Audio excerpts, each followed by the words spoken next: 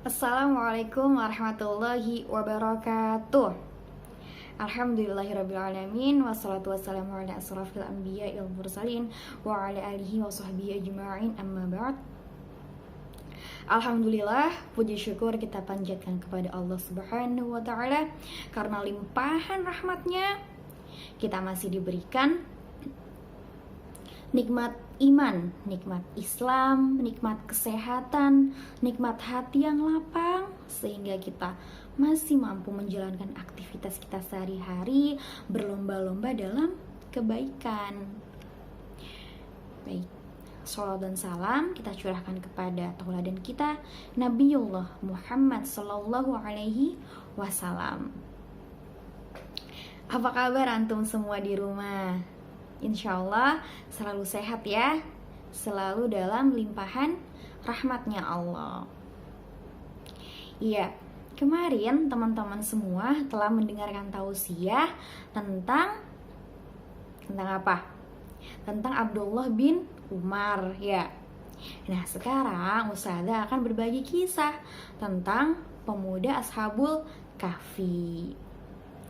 Udah ada yang tahu belum ceritanya? Insya Allah kita gak asing lagi ya dengan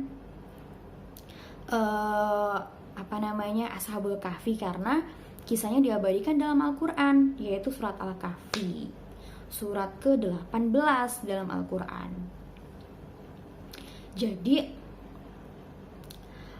Ashabul Kahfi ini adalah kisah tentang 7 pemuda yang tertidur lelap di dalam goa selama 309 tahun lamanya. Lama sekali kan? Nah, kok bisa sih tidur terlelap dalam goa selama 309 tahun lamanya?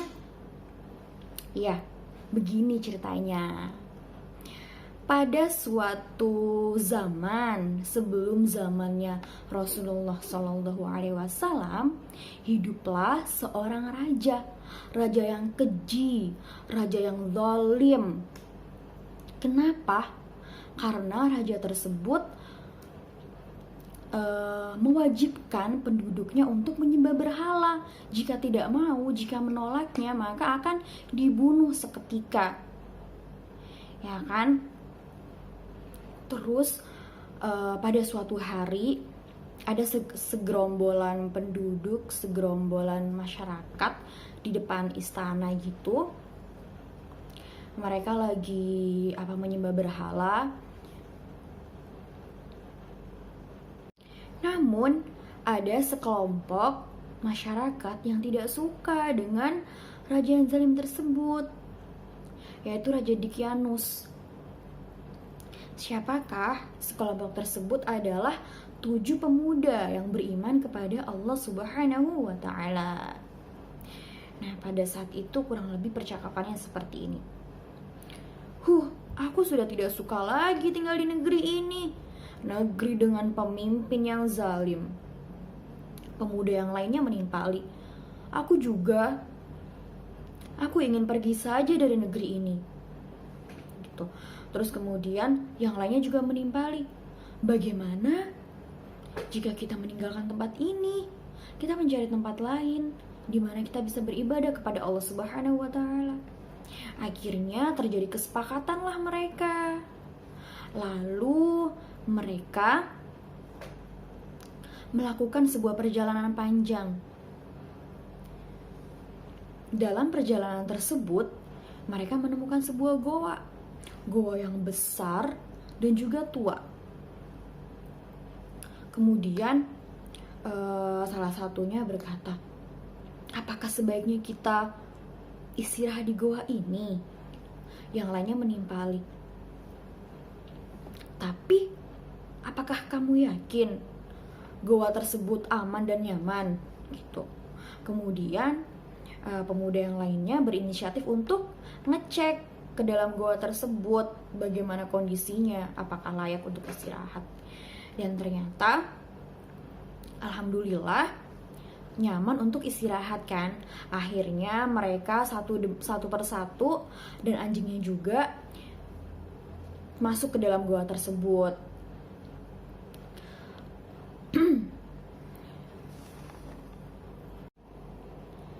Lalu di dalam goa mereka berdoa minta perlindungan kepada Allah Subhanahu wa taala.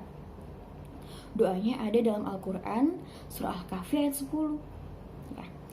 A'udzu billahi minasy syaithanir rajim. Bismillahirrahmanirrahim. Rabbana atina min ladunka rahmatan wa hayyi' lana min amrina rasyada. Ya Tuhan kami, berikanlah rahmat kepada kami dari sisi-Mu dan sempurnakanlah petunjuk yang luas bagi kami dalam urusan kami. Dengan kekuasaan Allah Subhanahu wa taala, mereka langsung tertidur lelap selama 309 tahun.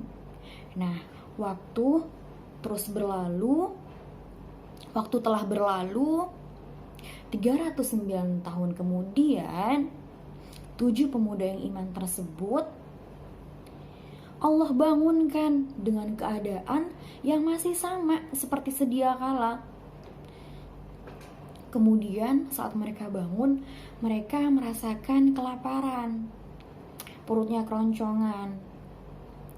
Nah, 2 pemuda diantaranya berinisiatif untuk membeli makanan ke pasar. Nah, saat mereka tiba di pasar, mereka merasa asing, merasa aneh. Mereka melihat sekeliling bangunan-bangunan, cara berpakaian masyarakat sudah berubah. Kemudian, kedua pemuda tersebut menghampiri bapak penjual gandum dan anggur untuk membelinya. Pada saat pembayaran, ada sebuah keganjalan. Bapak-bapak tersebut bingung. Hah? Uang apa ini? Katanya. Uang perak ini bukannya sudah lama sekali. Wahai pemuda, dari mana kalian mendapatkan uang ini? Tanya bapak-bapak tukang gandum terhadap kedua pemuda tersebut. Kedua pemuda tersebut bukannya menjawab, malah bertanya kembali. Memangnya sekarang sudah tahun berapa? Tanyanya.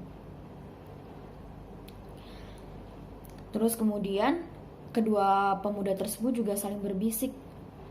Apakah selama ini kita sudah tertidur sekian tahun lamanya? Nah, bapak penjual gandum dan anggur tersebut semakin bingung dibuatnya. Semakin lama percakapan mereka semakin mengundang perhatian masyarakat. Setelah itu pemuda tersebut kembali ke goa dan sebagian masyarakat melaporkan kepada Baginda Raja. Baginda Raja yang sekarang bukan Baginda Raja seperti Raja Dikianus 309 tahun yang lalu ya, raja yang keji dan zalim. Raja yang sekarang, raja yang adil.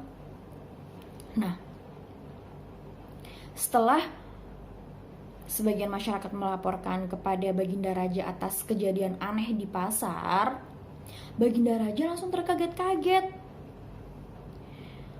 Raja segera mengutus pengawalnya untuk melacak, untuk mencari 7 pemuda tersebut sampai dapat. Nah, akhirnya pengawal menemukan 7 pemuda beriman tersebut di dalam goa dengan keadaan sudah meninggal. Inna lillahi wa inna ilaihi raji'un. Kemudian pengawal segeralah kembali ke istana melaporkan kondisi di dalam goa kepada Baginda Raja. Wahai Baginda Raja, kami sudah menemukan 7 pemuda tersebut di dalam goa. Namun saat kami tiba di sana, 7 pemuda tersebut sudah meninggal dunia. Raja berkata, berarti cerita dahulu tentang 7 pemuda yang hilang 309 tahun yang lalu memang benar adanya. Kata raja, wahai pengawal, bawalah aku ke sana. Itu kan.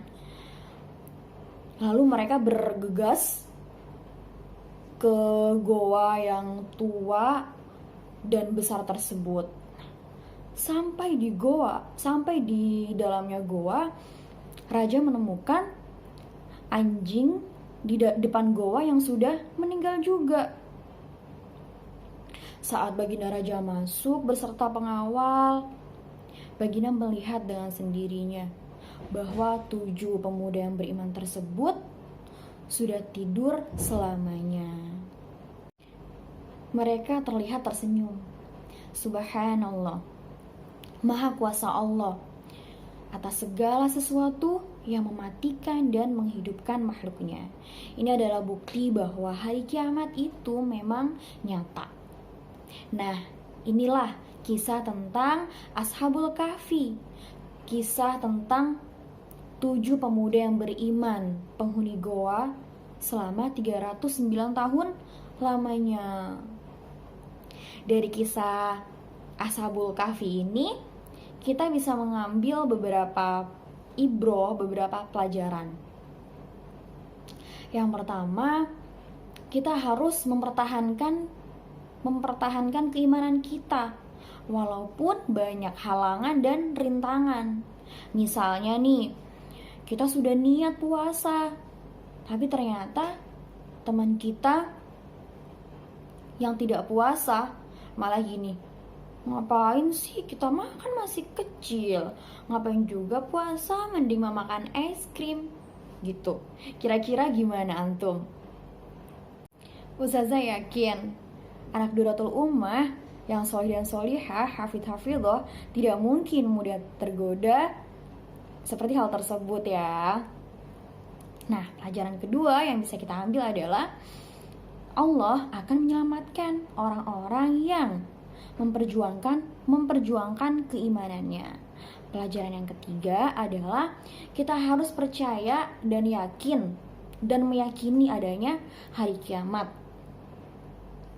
Insya Allah semoga kita bisa mengamalkan 3 pelajaran tersebut ya.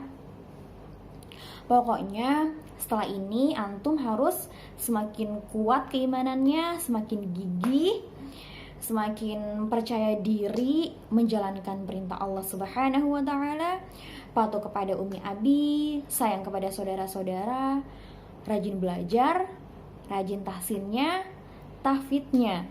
Karena yang tadi dibilang, Allah akan menyelamatkan kita dan memberikan kebahagiaan kita di dunia maupun di akhirat, insya Allah. Baik, sekian dari Ustazah. Semoga kita bisa bertemu lagi di kesempatan yang lebih baik. Assalamualaikum warahmatullahi wabarakatuh. Tercatat sudah dalam sejarah 7 pemuda yang